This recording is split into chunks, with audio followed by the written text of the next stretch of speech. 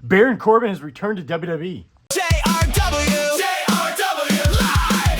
Hit the aisle, stack the card, chase that rare one, play it smart. Bobby Joe right by his side. JRW live ride. JRW live, let's go. Toy hunting shows on the road. Figure reviews, bold predictions too. WW week breaking it through. JRW.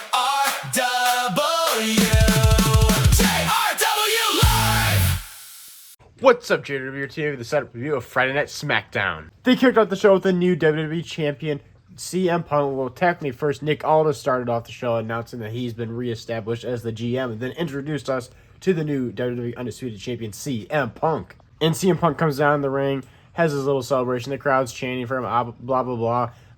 And then he starts talking about how he's seen how Sami Zayn's been running his mouth, how he's been saying how he's screwed. He goes, you totally deserve a rematch. If you want one, come and get one. I'll totally fight you again.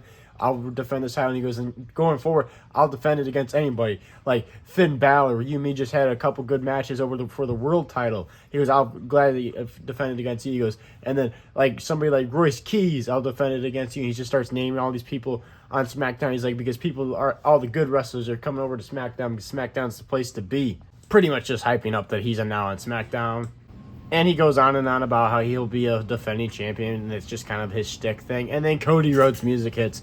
The American Nightmare, Cody Rhodes, comes down to the ring and pretty much just challenges him for the title at SummerSlam. And, of course, CM Punk accepts.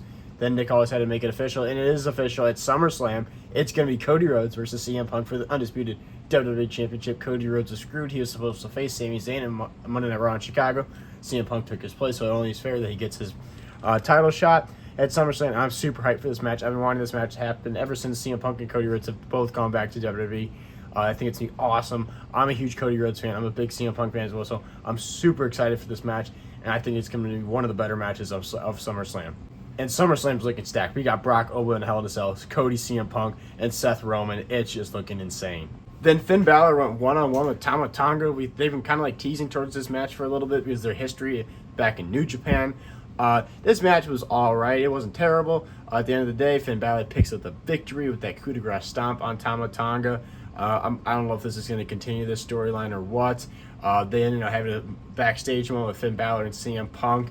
So maybe they're teasing another CM Punk Finn Balor thing. I don't know. But it seemed like this was kind of the end of this. It seemed like it was a one-off type of match.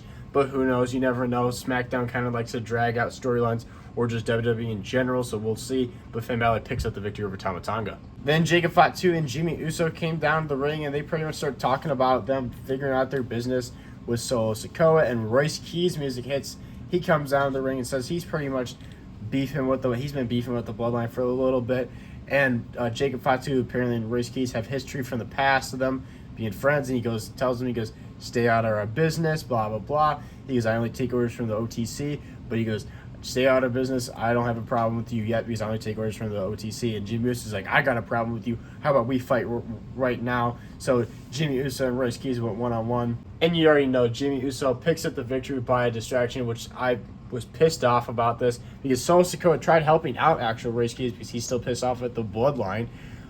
He tries taking him out, but Jacob Fatu and them start brawling. And Jimmy Uso wins because Royce Keys is distracted. He turns around and gets speared, and 1, 2, 3, Jimmy Uso wins. I'm so tired of the Uso brothers. Like, honestly, I'd be happy if they retire. Like, I'm just tired of the Uso brothers. Stay a tag team or just stop wrestling because I'm just so tired of this shit. Like, Royce Keys is a singles wrestler. Jimmy Uso's not a singles wrestler. Royce Keys should have destroyed Jimmy Uso. And it's just, I don't know. Like, I feel like they're burying Powerhouse Hobbs or Royce Keys now in WWE. Like, they feel like they've done nothing with him. He probably should have stayed with AEW at this point. I don't know. It bothers me. And like the people that WWE pushes and they don't push. Like, let's push Jey Uso and Jimmy Uso, who does like 5 moves, and let's not push Royce Keys, or let's not push LA Knight. It's really frustrating. Then Jade Cargill went one-on-one with Alexa Bliss with Charlotte Flair on ringside watching. And, of course, B-Fat and Michin watching for Jade Cargill. Jade Cargill picks up the victory over Alexa Bliss. And afterwards, B-Fab and Michin attack Charlotte Flair, hold her down, while Jade Cargill grabs a steel chair, puts Alexa Bliss's arm in the steel chair, and snaps her arm. Absolutely brutal, gruesome, snaps her arm. Jade Cargill stands tall. Then here comes Charlotte Flair, chases her off. And in the ring, Alexa Bliss is laying there with a snapped arm, and Charlotte Flair is trying to help her. I really could care less about this storyline. I messed up my camera there for a second, guys. But you really could care less about this storyline, honestly. I feel like they've dragged out the whole Jade Cargill storyline with Tiffany Stratton, Charlotte Flair, Alexa Bliss for so long. And it's just, I feel like it's so unentertaining. I really could care less about it. Jade Cargill really, in my opinion, isn't that great of a wrestler. And I'm just tired of Alexa Bliss and Charlotte Flair. I'm like, they've been wrestling pretty much my whole childhood. And I just feel like they've became boring. It's just like they're boring. Then backstage, Little Yachty debuts a new United States Championship for Trick Williams. It's all dripped out. It is completely furry white fur for the strap. It's absolutely awesome. Trick Williams loves it. He goes down in the ring to face Carmelo Hayes. I believe it was for the United States title. If not, it was... I think it was for the United States title while Ricky Saints watches backstage. And this match was going great. Carmelo Hayes looked like he actually almost had this match won when out of nowhere, I believe it was Carmelo Hayes was on the top rope, and he gets attacked by Baron Corbin. Baron Corbin has returned. We haven't seen Baron Corbin in a long time. I feel like the last time we saw him, it was, I believe, 2023 or it was 2020. I think it was 2024, and he was in NXT tagging with Braun Breaker, and they're NXT champions. But I don't think we've seen him on the main roster since 2023. I could be wrong. It's either 23 or 24. I want to say it was 2023. But yeah, Baron Corbin returns, and honestly, I was kind of super excited. I was not expecting this at all. I feel like this was totally out of left field.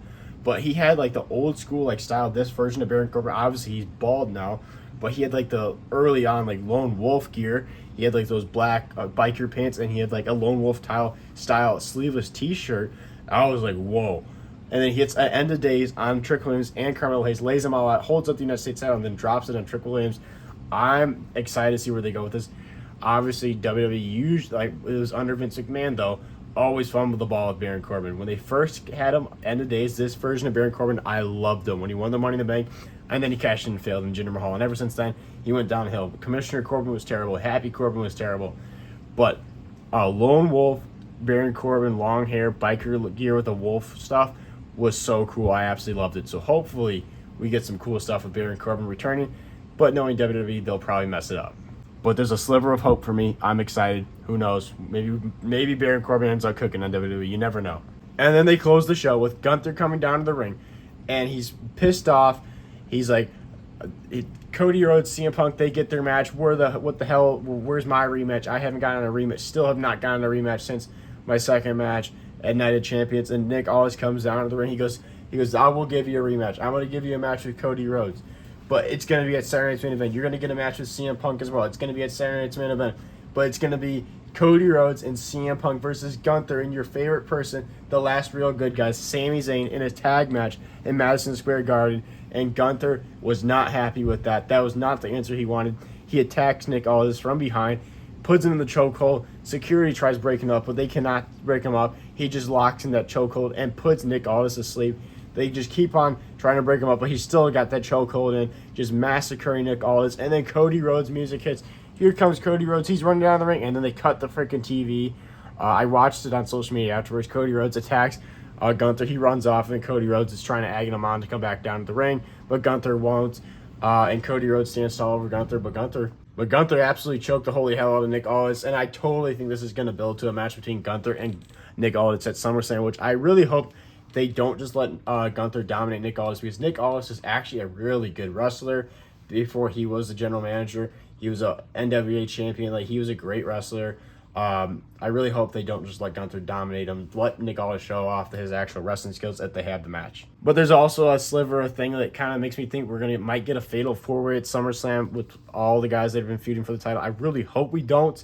I don't want to see Gunther, Sami Zayn, CM Punk, and Cody. I want to just see Cody, CM Punk at SummerSlam. Let these two absolutely put on an absolute banger. And let Gunther and Nick Aldis have a good match. And Sami Zayn, I really could care less. But overall, this SmackDown wasn't bad. But I don't know. It just SmackDown, I feel like, is slowly getting a little better. We got Punk now on the show. The Cody Punk should be good. I'm kind of entertained with the Gunther and Nick Aldis stuff. I'm not going to lie. The Bloodline stuff, I'm so tired of the Bloodline, guys. The Bloodline, in my opinion, is a cancer to WWE and wrestling. I could care less about the Bloodline.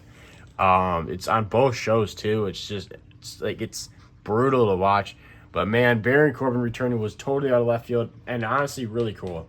But I'm going to give this show, I can't give it much more than a 3 out of 5. I don't think it was that great, but it wasn't bad. It was a good, mediocre show. But I'll give it more than just a 50%, 2.5 out of 5. I'll give it a 3 out of 5 because of the returning of Baron Corbin. But there you go, guys. Thank you guys for watching this setup review of Friday Night SmackDown. Make sure to like, subscribe, hit the notification bell if you haven't already, because we post every single day here on this YouTube channel here at JW Live, and you don't want to miss out the awesome wrestling figure content. Go check out the WWE action figure room tour of the news JW Live studio if you have not seen it already. It's absolutely insane. Full in-depth room tour. It's absolutely insane. Go check it out if you haven't seen it already. And this is JW Live, and I'll see you guys in the next one.